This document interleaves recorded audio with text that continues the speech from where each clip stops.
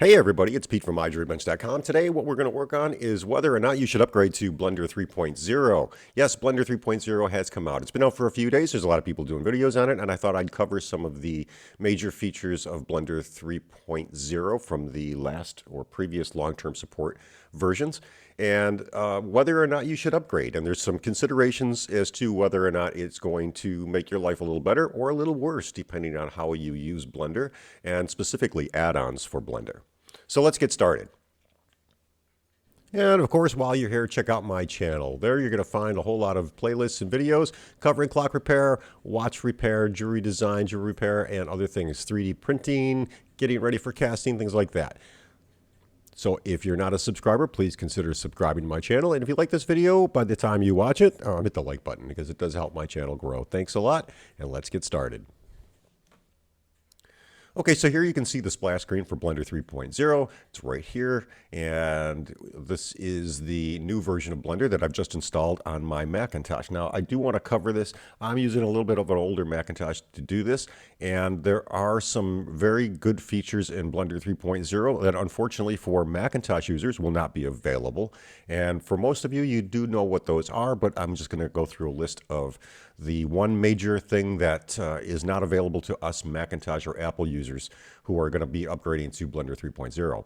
Mainly it's Cycles X, and Cycles is the rendering engine used by Blender, and in Blender 3.0, Blender Cycles X, which is a render engine that actually is the revamped render engine for Cycles that works up to 70% faster, does not transfer over to Apple computers at this point in time. So if you're an Apple user like I am, although I do use a PC also, you will not be able to take advantage of the new Cycles X system. So your render times will probably be about the same as they were in the last version. So moving on to some of the best features of Blender 3.0, let's cover some of the cons first. So I am a typical user of add-ons for Blender. I have purchased add-ons and free add-ons that I use almost every day, and a lot of them I don't use much, but they're kind of convenient to have on my system. So I'm going to go over here to Blender 2. This is Blender 2.93, and I believe if you look at all my add-ons, and I have them conveniently stuck in the end panel here, a lot of these add-ons are grouped together. So what I'm going to do is come over to Preferences. I'll go over to the Edit menu, Preferences. I'm going to bring that into View. And now I'm going to select my add-ons tab, and I'll come over to user add-ons. Now these are all the add-ons that I typically use. Not every day, but I do use a lot of them. So for instance, I use Box Cutter and Hard Ops to do some modeling. I also use Extreme PBR, which may or may not be helpful in the future because we do have another fantastic feature in Blender 3.0 that we'll be using. However, I do like that feature. I do use KitOps and KitOps Batch to do modeling for my website, blendergems.com. Sample tabs. Now, a lot of you are wondering sometimes when I'm doing videos on modeling jewelry or anything else that your features on the end tab don't match mine, and that's because this add-on called end tabs or simple tabs allows me to group my add-ons together so that they don't clutter up my screen. Maximo or Mixamo Rig, if you do anything with game engines, this is an add-on that I'm using for Blender that allows me to rig my characters. Decal Machine, I kind of use it on and off. I'm a little disappointed in it as to what I use modeling for, but a lot of people love it. Booltron is an add-on, same creator for Jewelcraft makes the Booltron add-on. And that did port over to Blender 3.0, I believe. We'll just double check. Jewelcraft is one that I use all the time when I'm doing modeling for jewelry. Simple Bake is a baking add-on for your rendered models. When you're doing a rendered model, especially if you're using like game asset creation or anything like that, Simple Bake is a tool that allows you to bake the material onto the models, which is really good for gaming. Simple Cloth Pro. If you're creating 3D models and you're creating clothing for those 3D models, it's an add-on that I use. Bake Tool, I'm not really using that anymore. And then Screencast Keys, which I use, of course, for you when I'm doing videos. So now in Blender 3.0, did all of these port over? We're going to go check. So I'm going to actually close this up. We're going to go back to Blender 3.0, and I'm going to go over to my Preferences section.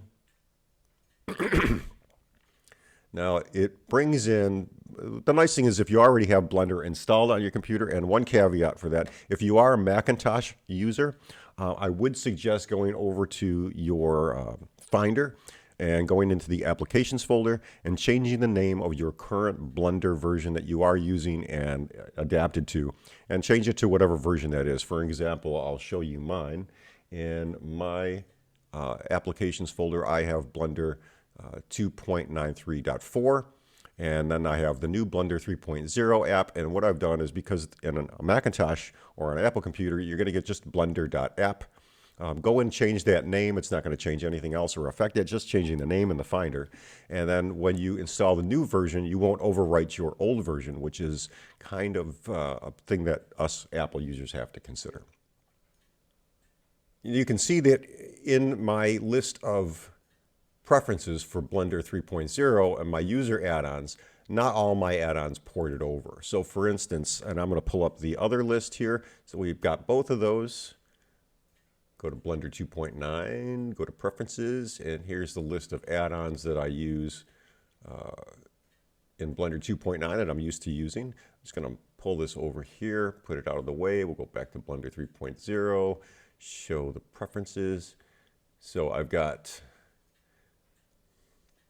these two tabs of preferences. So this is Blender 3, this is Blender 2.94, and you can see not all of my add-ons ported over. So for instance, I didn't get Booltron, which means that probably there might be a new version of this. There might not be a new version. I'm going to have to go look. Simple Bake did port over. Box Cutter ported over. Extreme PBR did not port over. For some reason, PBR Materials did port over, but I'm pretty sure this does not work in Blender 2.93 and on. So I'm going to have to go figure that one out and see if I can get a version of Extreme PBR to work. Let's see here, what else? Duplicurve did not work. Now, Duplicurve is an add-on that allows you to duplicate objects on a curve without deformation. I'll explain that later sometime. Let's see, Simply Cloth did not port over either. So what happens when you upgrade to a new version of Blender? If you're used to using any of your older add-ons in your previous version of Blender, they might not come over. So this is a consideration that you're going to have to think about when you are upgrading to the latest version of Blender. So if you are a professional modeler, you are not going to want to upgrade right away. You're going to want to probably wait until your add-ons are ported over to the new version. Just something to think about.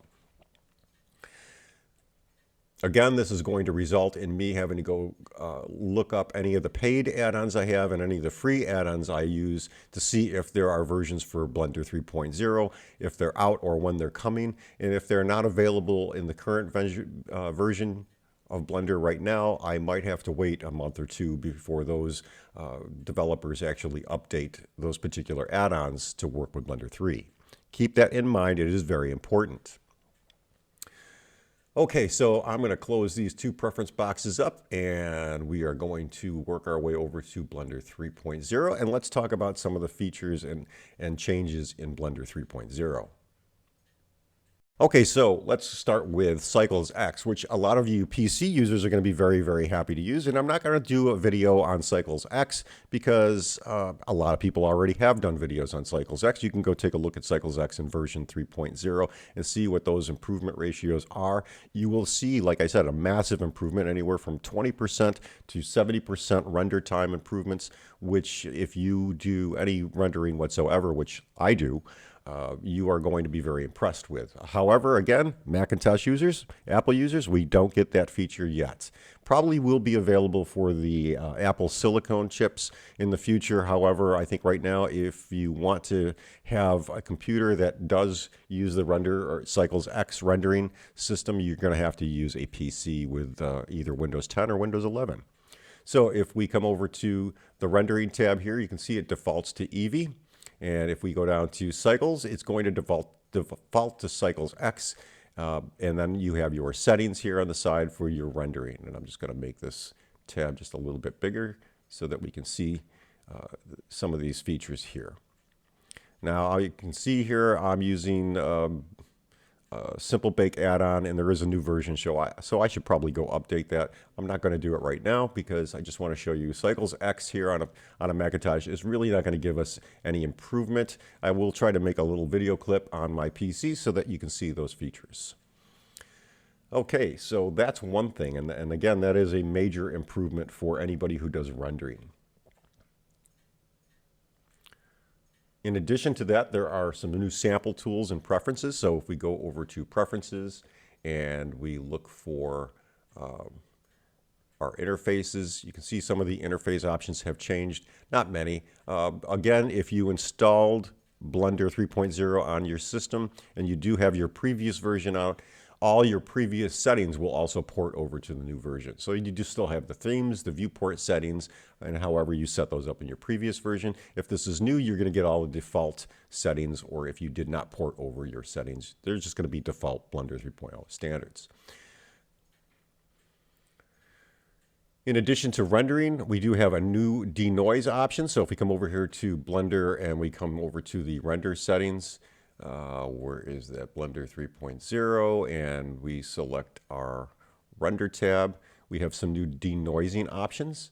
So if you select denoising, and any of you who do rendering, especially with cycles, you're going to notice a big improvement under denoising. You do have a lot more control in Blender 3.0. Light path options have stayed pretty much the same.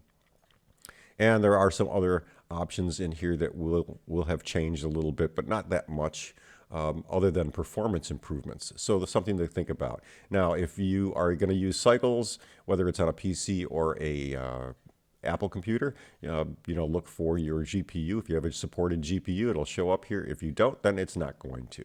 And again, Cycles X, I can't stress this enough, is only available to PC users at this time.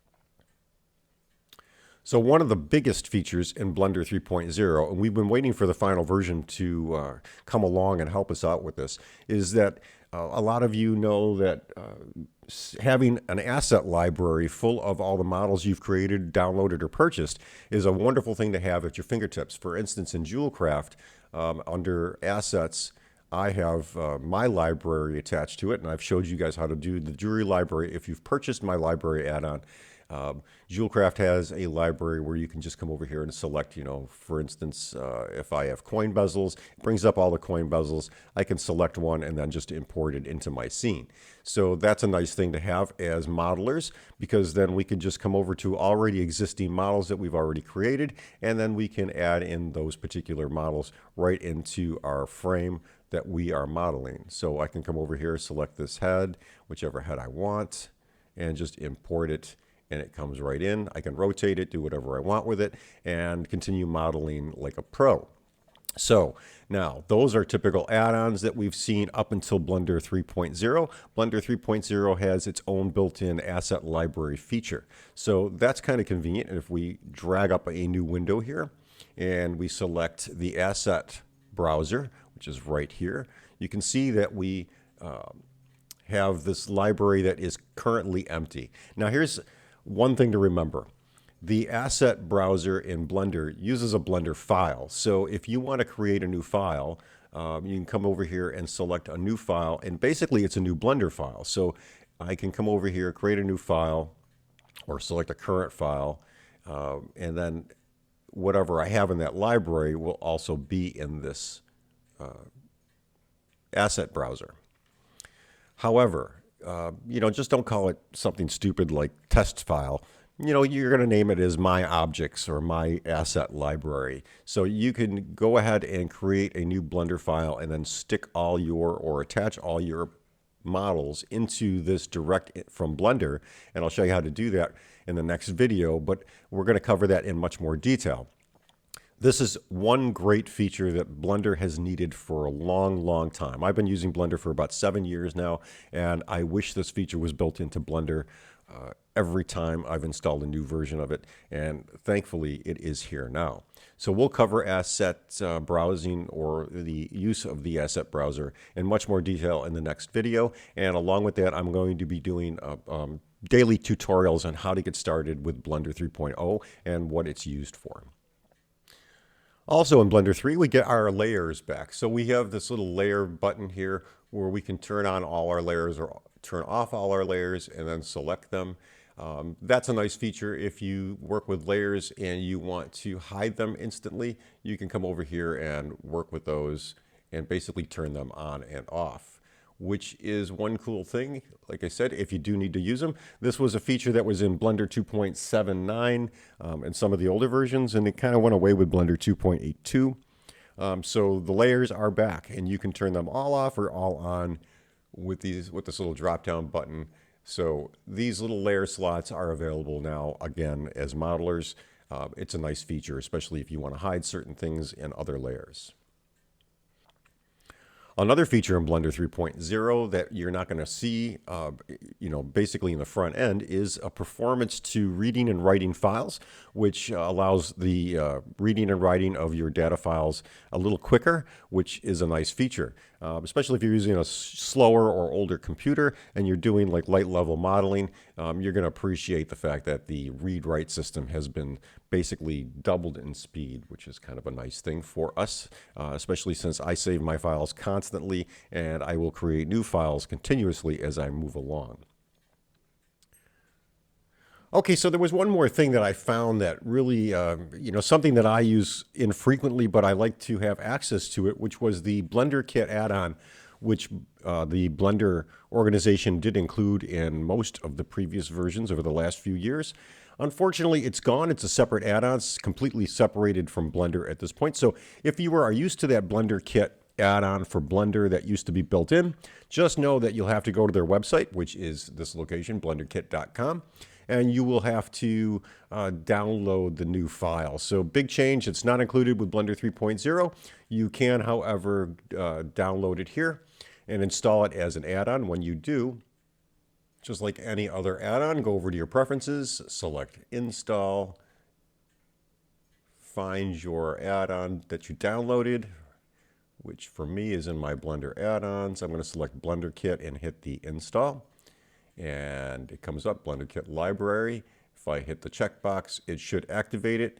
Hit the OK button, and if you have an AP key, when you log into that website, when you go to blenderkit.com, you can create an account, log in with either Google or Facebook, however you choose to do it. And once you've created an account, you will get an API. So when you get your API, just activate it under the Preferences section in the Preferences for that particular add-on, the Blenderkit add-on. Once you do that, it'll always log you into your account from Blenderkit, and now you'll have the features of the Blenderkit available to you when you open up Blender 3.0. It's sad that this was removed, but there is a way around it. So this is my take on Blender 3.0. It is a huge performance improvement, no matter how you look at it. There are a lot of features that we use in Blender that allow us to do modeling much easier. For instance, if I want to go over to Preferences, and you're going to have to go find these tools here. I'm going to bring up Preferences, go into Add-ons, I'm going to select All, I'm going to look for Boolean. And Bool tool is active, and I don't know where it is, so we're going to put this somewhere. It's on the Edit tab. So for instance, I'm going to just delete all these things here. I'm going to hit Shift A. I'm going to open up a new cube, and I'm going to hit Shift D to duplicate that cube and move it over. And one of the nice add-on features in Blender that we get is a performance to the Boolean function. So if I come over here to Edit, I have my Boolean tools here. These are destructive on the top and non-destructive on the bottom. If I select this particular object and I want to remove it from the second duplicated object, I select the first one, hold the Shift key down, and select my permanent object, and then, for instance, select Boolean difference, and it'll cut it out. And if I go into Tab or Edit mode, you can see there's my model, and it's been cut out. One of the nice things about the Bool tool is that the Boolean functions have been improved for modeling, and that is always a godsend for those of us who use it, because some of the Boolean tools have really improved over the years but have never been kind of perfect. And in Blender 3.0, they're just getting a little bit better as time goes on, and quite a bit faster. So something to consider. And you're going to see me doing some modeling in 3.0 over the course of the next few months, especially with jewelry and other items. I'll be showing you how to do my typical jewelry designs, and we'll be using the Boolean tool quite a bit as it's kind of required for jewelry design use.